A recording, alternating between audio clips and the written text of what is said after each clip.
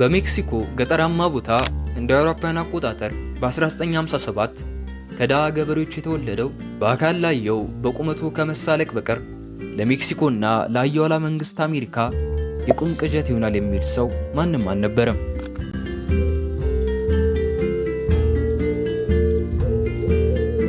ዛሬ የምናየው ከ2000 ሰዎች በላይ ስለገደለው በአሜሪካ ተፈላጊ መዝገቦች ውስጥ ቁጥር 1 ስለነበረው ኤል ቻፖ ነው። የኤል ቻፖ የልጅነት ህይወት እንደ ብዙሃን ልጆች በሳቅና በልጅነት ህልም የተሞላ አልነበረም።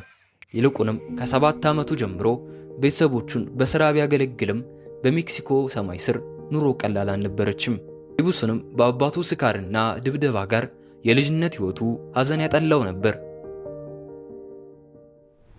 15 ዓመቱ ላይ ሳለ አባቱ ከቤት ቢያባረረውም ኤል ቻፖም እንደ ልጅ መመለስን አልወደደም ነበር። ይልቁንም ከዘመዶቹ ጋር በመሆን በሜክሲኮ ተራሮች ላይ የራሱን ማሪዋና መትከል የጀመረው። በ15 ዓመቱም ባቋቋመው እርሻ አማካኝነት የራሱን ገንዘብ በማግኘት ደሃ የነበሩትን እናትና እህቱን ይረዳ ጀመር።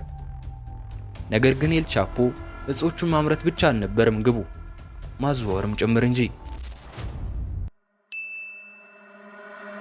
በሀያዎቹ ዕድሜ ክልል ሳለ በወቅቱ የሜክሲኮ ዕፅ አባት ተብሎ ከሚጠራው ለሚጌል ፌሊክስ መስራት ጀመረ። በስራውም ስህተትን ይጠላም ነበር። በዕቃው ዝውውር ጊዜ የሚዘገዩትን ሾፌሮች ጭምር ማንኛውንም ሰው በራሱ እጅ ይገድልም ነበር። በዚህም ሳቢያ በስራው ዘንድ ታዋቂ ለመሆን ረድቶታል።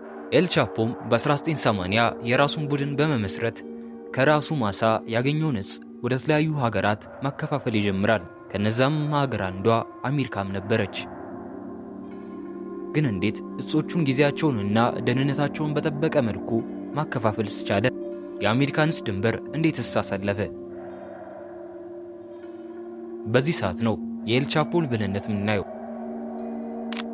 ኤል ቻፖም ዕቃዎቹን የተለያዩ ኮንትሮባንድ ዘዴዎችን በመጠቀም ማዘወር ጀመረ። ከነዛም መንገዶች ውስጥ በታሪክ ረጅሙ ድንበር አቋራጭ ዋሻ በመስራት ነበር። የዋሾቹም ነዳፊ የኤል ቻፖ የቅርብ ጓደኛም ነበር። ዋሻዎቹንም ለመስራት ከ1 ዓመት በላይ እንደፈጀበትም ይገመታል። ዋሻውም ከሜክሲኮ በመነሳት ሳንዲያጎ አሜሪካ ድንበር ሲያበቃ ከ1.3 ኪሎ ሜትር በላይ ርዝመት እስከ 70 ጫማም ጥልቀት ነበረው። የሚያስገርመው ነገር ግን ዋሻዎቹ ድሮ እንደምናውቃቸው ዋሻዎች ብቻ አልነበሩም። በዋሻዎቹ ውስጥም ሙሉ በሙሉ የኤሌክትሪክ መብራት የተዘረጋላቸው ሲሆን ዕቃዎቹንም በፍጥነት ለማመላለስ የባቡር ሐዲዶችንና በባትሪ የሚሰሩ የኤሌክትሪክ ጋሪዎችም ጭምር ነበራቸው። ምን ይሄ ብቻ! ሰራተኞቹ በአየር እጥረት እንዳይሞቱ የአየር ማስተንፈሻ ቱቦ ሳይቀር ተገጥሞላቸዋል። ድንገት የከርሰ ምድር ውሃ ዋሻውን ቢያጥለቀልቀው ዘመናዊ የሆነ የውሃ መሳቢያ ፓምፖች ጭምር ተገጥሞላቸውም ነበር። በዚህም አላበቃም። የፓሲፊክና የአትላንቲክ ውቅያኖሶችን የሚያሻግሩለት ሰርጓጅ መርከብም ነበረው። ኤል ቻፖም በዚህ መንገድ ዕቃዎቹን ከራሱ ማሳ በነፃነት ወደ ተለያዩ ሀገራት ማከፋፈል ይጀምራል። ከ2009 እስከ 2013 ባሉት ዓመታት ኤል ቻፖ የተጠራ ሀብቱ $1 ቢሊዮን እንደሚደርስ በዘመኑ በነበሩ ጋዜጣዎች ላይ ተጽፏል። ኤል ቻፖ ማዘወር ብቻ ሳይሆን አፈር ልሶ መነሳት ይችልበታል። የሜክሲኮ መንግስት ኤል ቻፖን ከአንድም 2 ጊዜ በእጆቻቸው እንዳስገቡት ለዓለም ቢያሳውቁም እስከ መጨረሻው ማቆየት እንደማይችሉት ተአምር ሰርቶ በዓለም አስመስክሯል። ኤል ቻፖ ከ8 ዓመታት በሜክሲኮ እስር ቆይታ ውስጥ እንደ እስረኛ ሳይሆን እንደ ንጉሥ ነበር። የእስር ቤቶቹን ጠባቂዎችና ኃላፊዎች ጭምር በቢሊዮን ዶላሮች ገዝቷቸው ነበር። ነገር ግን እንደ አውሮፓውያን አቆጣጠር በ2001 አንድ ጉድ ይሰማል። ኤል ቻፖ ከ8 ዓመታት እስር በኋላ እንደ ቀላል በልብስ ቆሻሻ ማጠራቀሚያ ያመልጣል። ይህም ዜና ይዤዋለሁ ያለችውን ሜክሲኮ የደህንነት ጥያቄ ውስጥ የከተተ ነበር። ምክንያቱም ያመለጠው አንድ ተራ ዕፅ አዘዋዋሪ ግለሰብ ሳይሆን የብዙሃን ማፊያ መሪም ጭምር የነበረው ኤል ቻፖ ነው። ዜናውም የመጀመሪያና የመጨረሻም ተአምር ሆኖ አላበቃም። ከ13 ዓመት ድብብቆሽ በኋላ ኤል ቻፖ በድጋሚ በቁጥጥር ስር ይውላል። መዳወረሻውንም ያቀናው በሜክሲኮ በጥበቃውና በአስፈሪነቱ ስሙ በገነነው አልቲ ፕላኖ እስር ቤት ነበር።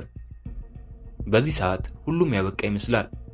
ምክንያቱም መዳረሻው ተራ እስር ቤት አልነበረም። ነገር ግን ተስፋ መቁረጥ የማያውቀው ኤል ቻፖና ቡድኖቹ ተአምር ያሰሙን ይሆን?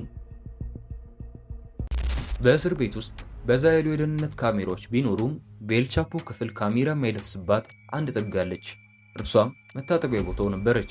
ተስፋ ያልቆረጡት የኤል ቻፖ ቀኝ እጆች 1.5 ኪሎ ሜትር ርዝመት ያለው ዋሻ ለአንድ ዓመት በመቆፈርና በሚያመልጥበት ወቅት ፈጣንና አስተማማኝ እንዲሆን በማሰብ የኤሌክትሪክ ሞተር ሳይክል ጭምር በማስገባት መታጠቢያ ክፍል ደርሰው ነበር። ሁሌም እንደተለመደው ኤል ቻፖ ምሽት 3 ሰዓት ሲል ወደ መታጠቢያ ቤት ያመራል። ኤል ቻፖም የመታጠቢያውን ወለል ከፍቶ 10 ሜትር ወደ ታች በመሰወር ወደ ዋሻው ያቀናል።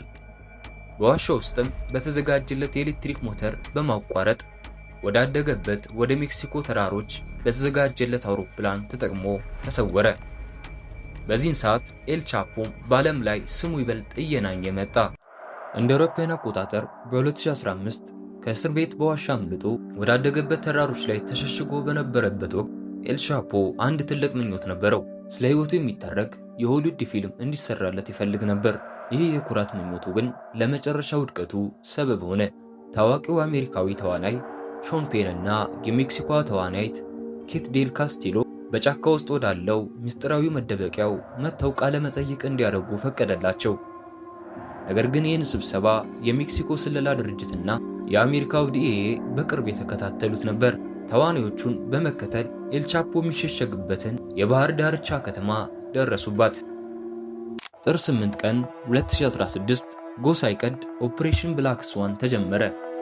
የሜክሲኮ የባህር ኃይል ልዩ ኮማንዶች ኤል ቻፖ በተሸሸገበት ቤት ላይ ከባድ ወረራ አደረጉ።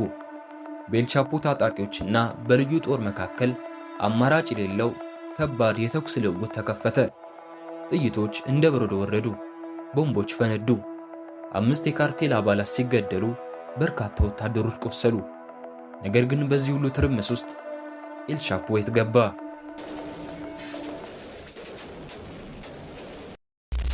ኤል ቻፖ አሁንም ያንኑ የድሮ ጥበቡን ተጠቀመ። በመኝታ ክፍሉ መስታወት ጀርባ የተደበቀ ሚስጥራዊ በር ከፍቶ ከዋና ጠባቂው ጋር ወደ ከተማው የፍሳሽ ማስወገጃ ቱቦ ውስጥ ገባ። በቆሻሻ ውሃና በጭቃ ውስጥ ለረጅም ርቀት ከተጓዘ በኋላ መንገድ ላይ ያለን የብረት ክዳን ከፍቶ ወጣ።